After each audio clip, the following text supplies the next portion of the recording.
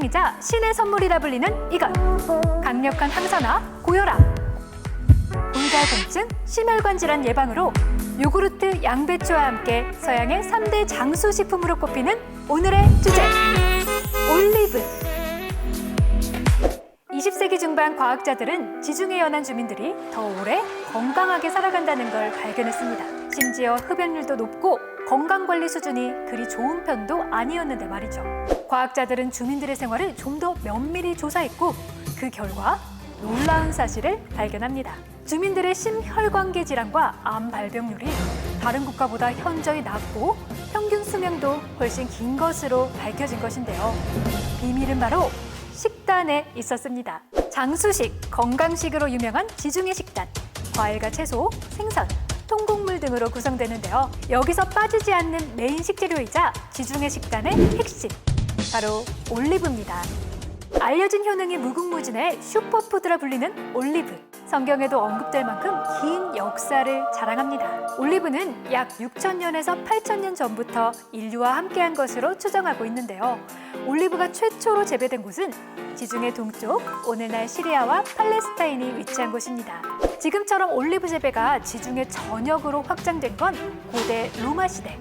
로마 제국이 성장과 번영을 누리면서 올리브 재배 기술과 레시피도 전 세계로 퍼져나갔어요. 고대 로마인들에게 올리브란 단순한 열매 그 이상이었습니다.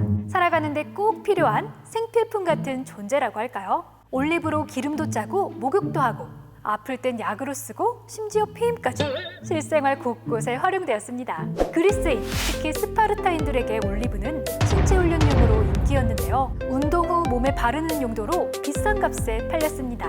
올림픽 우승자에게는 올리브 화관을 씌워 영광을 돌리기도 했고요. 그리스의 수도가 아테네인 것도 올리브 때문입니다. 과거 아테나와 포세이돈이 아티카 지방, 지금의 아테네를 차지하기 위해 경합을 벌였는데 신들은 인간들에게 더 이로운 걸 주는 신의 손을 들어주기로 했어요. 바다의 신 포세이돈은 깊은 바다에서 끌어온 물을, 아테나는 올리브 나무를 주었습니다. 승리는 이름으로 알 수 있겠죠? 포세이돈의 바닷물은 사람들이 갈증을 느끼게 만들었지만 그리스처럼 척박한 땅에서도 잘 자라는 올리브는 불을 밝히고 식량으로든 약으로든 버릴 게 하나도 없었기 때문이죠. 아티카 지역은 여신의 이름을 따 아테네로 불리게 되었고 올리브 나무는 그리스의 수도 아테네의 상징이 되었습니다.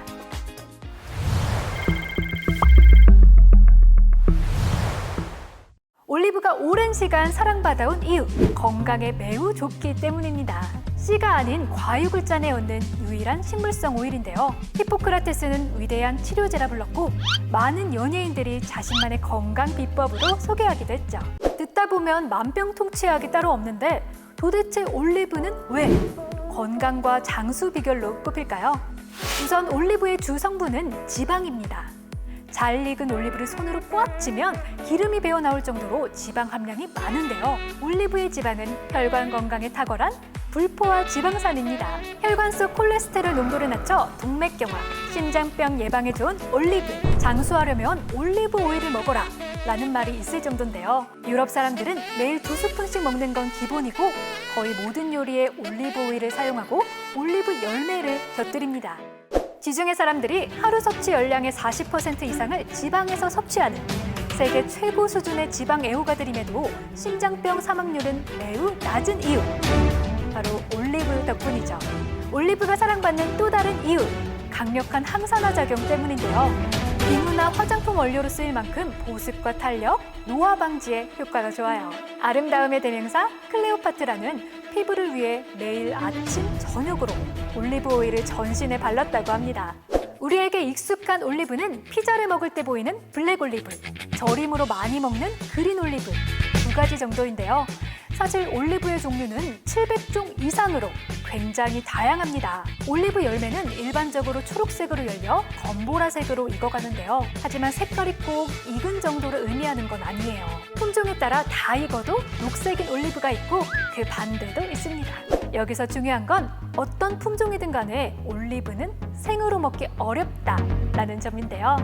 생 올리브 열매는 떫고 매워서 도저히 먹을 수가 없다고 해요. 지독한 맛이라는 생 올리브의 맛. 종교가 없는 사람도 신을 찾게 만든다고 합니다. 생 올리브 맛이 지독한 건 껍질에 있는 올러유로핀과 페놀 화합물 때문인데요. 떫은 맛을 없애는 큐어링을 알기 전 수천 년 동안 올리브는 기름을 내 등잔을 밝히는 용도로만 사용했다고 해요.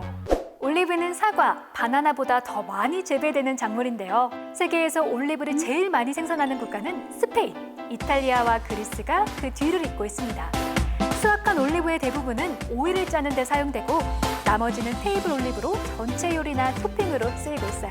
올리브 과육과 오일, 같은 올리브지만 뭐가 더 좋을지 궁금하실 텐데요. 결론은 크게 다르지 않습니다. 둘 다 영양면에서 큰 차이가 없으니 취향에 따라 더 맛있는 올리브를 선택하시면 됩니다. 고혈압이 있다면 절임보단 올리브 오일을 드시는 게 좋아요. 올리브를 절이는 과정에서 침투되는 소금 성분, 나트륨이 혈압을 올릴 수 있거든요.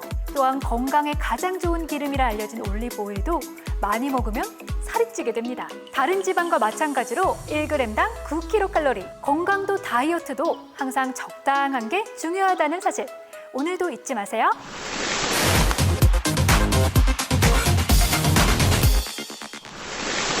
올리브 오일, 종류가 많아서 헷갈리셨죠? 짜는 횟수에 따라 몇 가지 등급으로 나뉘게 됩니다.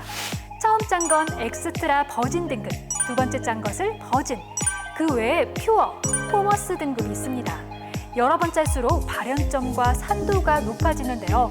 올리브의 좋은 효능을 그대로 누리고 싶다면 최고 등급, 엑스트라 버진 등급을 기억하세요.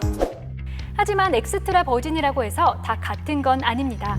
전 세계 올리브 가공 회사들이 더 고급스럽고 특별한 프리미엄 제품을 내놓고 있기 때문인데요.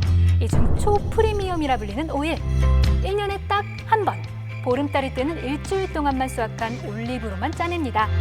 당연히 생산량이 매우 제한적입니다. 고대 로마 시대부터 내려오는 신화에 따르면 보름달이 떴을 때 가장 최상의 올리브를 수확할 수 있다고 하는데요.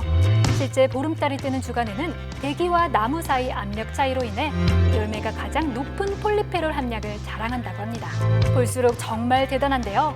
올리브 오일에 대한 열정과 연구에 박수를 드립니다.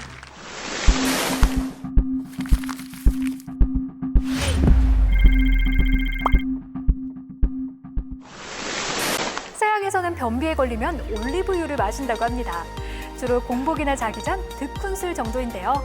상상만 해도 니글니글함이 느껴지지만 2스푼에 괴로운 변비에서 벗어날 수 있다면 느끼함이 고소함으로 바뀌겠죠? 올리브로 건강한 식단 챙겨보시길 바라며 H2O 여기서 인사드릴게요.